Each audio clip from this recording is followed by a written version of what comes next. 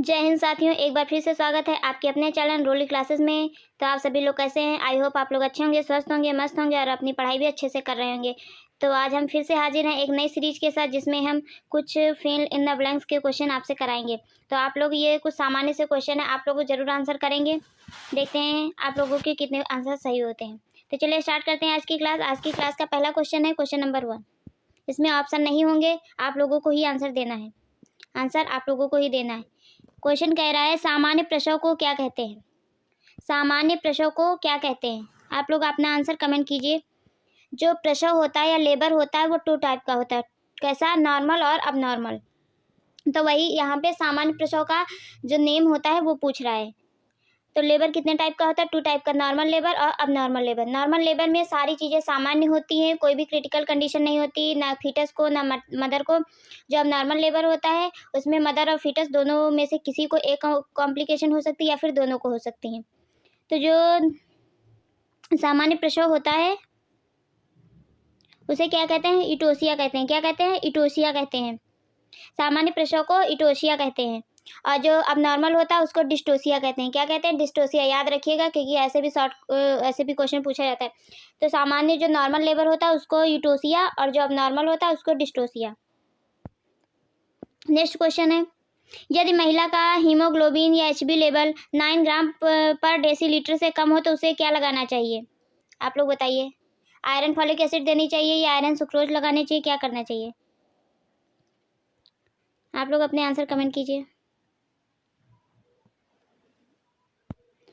तो iron sucrose देना चाहिए, लगाना चाहिए। क्या? Iron sucrose.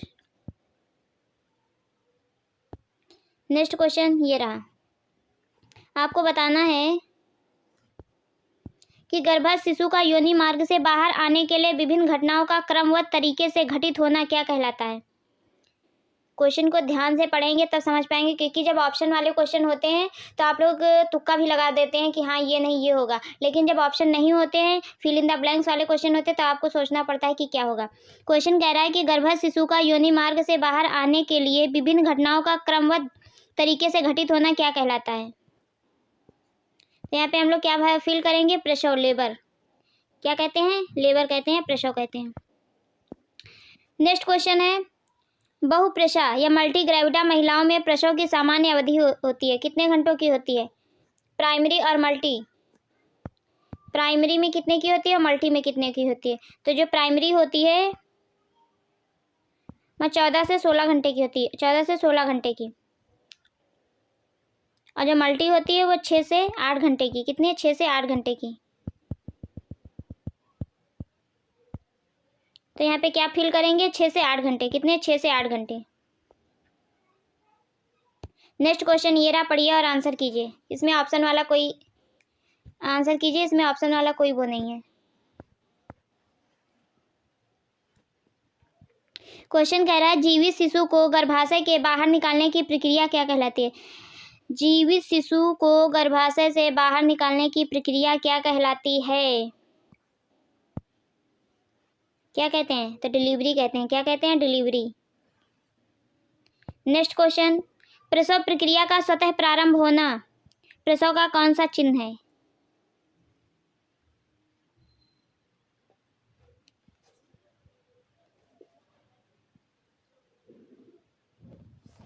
प्रसव प्रक्रिया का स्वतः प्रारंभ होना प्रसव का कौन सा चिन्ह है?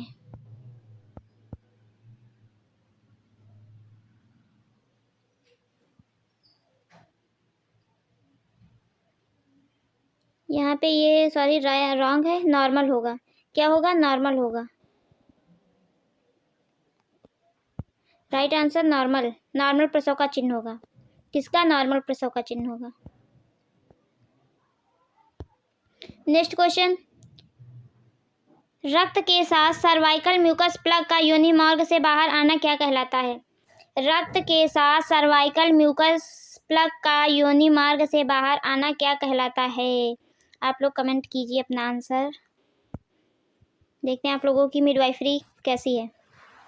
ये सभी मिडवाइफरी से रिलेटेड क्वेश्चन है। आप लोग कहते हैं मिडवाइफरी के क्वेश्चन कराइए, मिडवाइफरी के क्वेश्चन कराइए, तो ये सभी मिडवाइफरी के क्वेश्चन है। आप लोग जल्दी जल्दी आंसर कीजिए। इसमें ऑप्शन वाला कोई सिस्टम नहीं है, तो इस क्वेश्चन में क्या फिल करेंगे? सो। क्या फिल करेंगे? सो। नेक्स्ट क्वेश्चन है, वास्तविक प्रसव दर्द से लेकर सर्विक्स के 3 सेंटीमीटर तक विस्तारित होने की अवस्था कहलाती है कौन सी? Active latent. बताइए कौन सी अवस्था कहलाती है?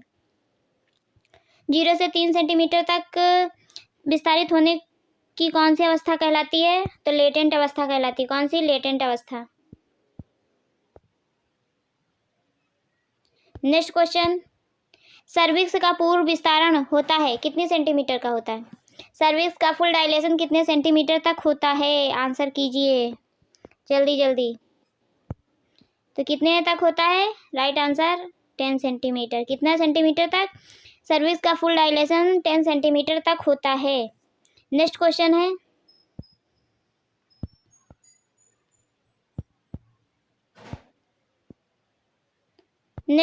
है, गर्भावस्था में स्तनों का वजन लगभग कितने ग्राम बढ़ जाता है? यहाँ पूछ रहा है गर्भावस्था के टाइम स्तनों का वजन, ब्रेस्ट का वजन लगभग कितने ग्राम बढ़ जाता है? आप लोग अपना आंसर कमेंट कीजिए। तो लगभग 450 ग्राम, 450 ग्राम बढ़ जाता है लगभग। नेक्स्ट क्वेश्चन, भ्रूण के लिए ही ऑक्सीजन का स्रोत होता है, एकमात्र स्रोत होता है भ्रूण के लिए। भ्रूण को ऑक्सीजन किसके द्वारा मिलती है? एकमात्र स्रोत क्या है? आप लोग बताइए। तो भ्रूण के लिए एकमात्र स्रोत होता है ऑक्सीजन के लिए प्लेसेंटा। क्या होता है? प्लेसेंटा। नेक्स्ट क्वेश्चन, एमनियोटिक गुहा में पाए जाने वाले द्रव को क्या कहते हैं? एमनियोटिक कैविटी होती है उसमें जो फ्लूइड पाया जाता है उसे क्या कहते हैं? तो आप सभी को पता है एमनियोटिक फ्लूइड कहते हैं। क्या कहते हैं? Amniotic fluid. नेक्स्ट क्वेश्चन, गर्भावस्था की प्रथम तिमाही में महिला का वजन कितने किलो बढ़ता है? गर्भावस्था की प्रथम तिमाही, फर्स्ट ट्राइमेस्टर की बात कर रहा है। आप ध्यान से क्वेश्चन पढ़ेंगे, नज़र हटी दुर्घटना घटी वो सिस्टम हो जाएगा। आप ये देखें गर्भावस्था में महिला का वजन कितना बढ़ता है? 10 से 11 किलो करके टिक छोड़ देंगे। यहाँ पे प्रथम तिमाही मतलब फर्स्ट ट्राइमेस्टर की बात कर रहा है। तो यहाँ से 1 से 1.5 kg, कितना? 1 से 1.5 kg बढ़ता है। नेक्स्ट क्वेश्चन है, गर्भवती महिला द्वारा अपने गर्भस्थ शिशु की हलचल महसूस करना क्या कहलाता है? गर्भवती महिला द्वारा अपने गर्भस्थ शिशु की हलचल महसूस करना क्या कहलाता है? तो क्विकनिंग कहलाता है। गर्भ की हलचल क्या कहलाता है? क्विकनिंग। ये सब रटे वर्ड होने चाहिए आपकी जबान पे, क्योंकि ऐसे ही क्वेश्चन आए तुरंत टिक कीजिए। नेक्स्ट क्वेश्चन है, निचले गर्भाशय खंड का अत्यधिक मुलायम व पतला होना कौन सा चिन्ह कहलाता है? निचले गर्भाशय खंड का अत्यधिक मुलायम व पतला होना कौन सा चिन्ह कहलाता है? अगर आपने अच्छे से पढ़ा होगा Hegar sign, Palmer sign, Jacquemier sign, Osiander sign, तो आपको पता होगा। गर्भाशय खंड का अत्यधिक मुलायम और पतला होना हैगर साइन कहलाता है। कौन सा साइन कहलाता है? हैगर साइन कहलाता है। नेक्स्ट क्वेश्चन, बाईमैनुअल परीक्षण के द्वारा गर्भाशय के नियमित तथा लयबद्ध संकुचनों को महसूस करना कौन सा चिन्ह कहलाता है? बाईमैनुअल परीक्षण के द्वारा गर्भाशय के नियमित तथा लयबद्ध, ये वर्ड आप अच्छे से याद रखेंगे तभी क्वेश्चन सही कर पाएंगे। लयबद्ध संकुचनों को महसूस करना कौन सा चिन्ह कहलाता है? तो पार्मर चिन्ह कहलाता है। कौन सा? पार्मर चिन्ह कहलाता है। नेक्स्ट क्वेश्चन, गर्भस्थ शिशु की सबसे सामान्य स्थिति कौन सी होती है? स्थिति कौन कौन सी होती है? 3 होती है, लॉन्गिट्यूडनल होती है, ऑब्लिक होती है और ट्रांसवर्स होती है। तो यहाँ पे पूछा है आपसे सबसे सामान्य स्थिति कौन सी होती है? तो सबसे सामान्य कौन सी होती है? लॉन्गिट्यूडनल होती है। कौन सी? लॉन्गिट्यूडनल होती है। नेक्स्ट क्वेश्चन, गर्भाशय का सामान्य अवस्था में आकार कैसा होता है? गर्भाशय का जो यूट्रस होता है उसका नॉर्मल शेप, साइज, वेट कितना होता है उसकी बात कर रहा है। तो यहाँ पर होगा 7.5 × 5 × 2.5। नेक्स्ट क्वेश्चन आपकी स्क्रीन पे, आप लोग पढ़िए और आंसर कीजिए। सैक्रम तथा कॉक्सिक्स के मध्य संधि कहलाती है। सैक्रम और कॉक्सिक्स के मध्य संधि कौन सी होती है? सैक्रोकॉक्सियल संधि, सैक्रोकॉक्सियल जॉइंट, सैक्रोकॉक्सियल जॉइंट।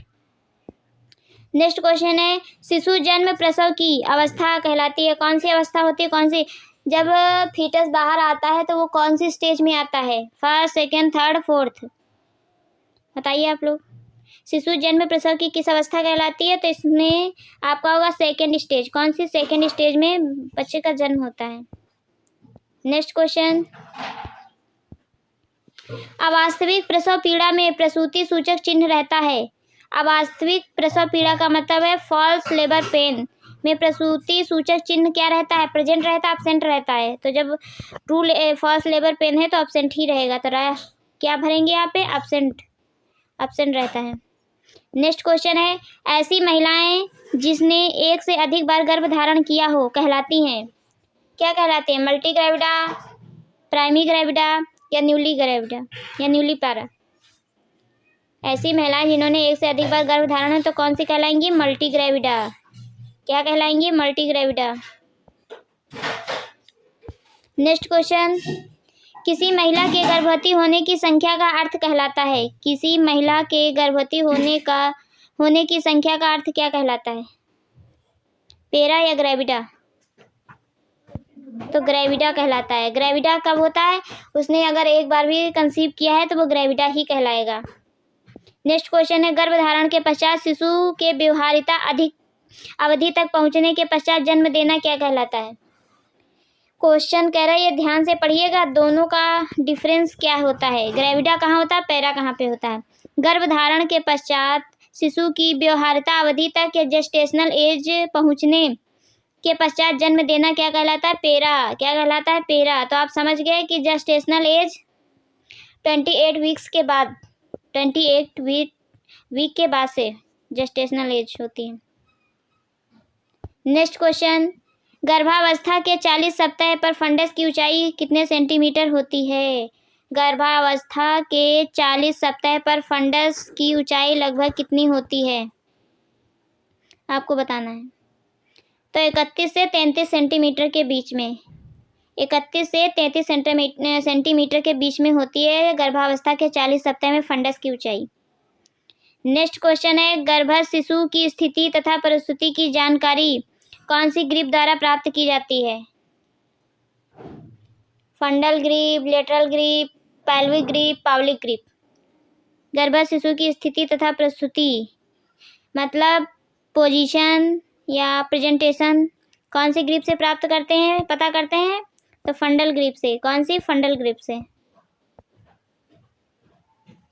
नेक्स्ट क्वेश्चन, गर्भवती महिला को प्रतिदिन कम से कम कितने घंटे आराम करना चाहिए? गर्भवती महिला को प्रतिदिन कम से कम कितने घंटे आराम करना चाहिए? 10, 12, 14, कितने घंटे तक? तो 10 घंटे तक। कितने? 10 घंटे तक। नेक्स्ट क्वेश्चन, नवजात शिशु को सामान्य प्रसव के पश्चात कितने घंटे के अंदर स्तनपान कराना शुरू करना चाहिए? सामान्य प्रसव में, नॉर्मल लेबर में, नॉर्मल डिलीवरी में, सॉरी। तो नॉर्मल डिलीवरी के पश्चात कितने घंटे बाद? तो 1 घंटे बाद।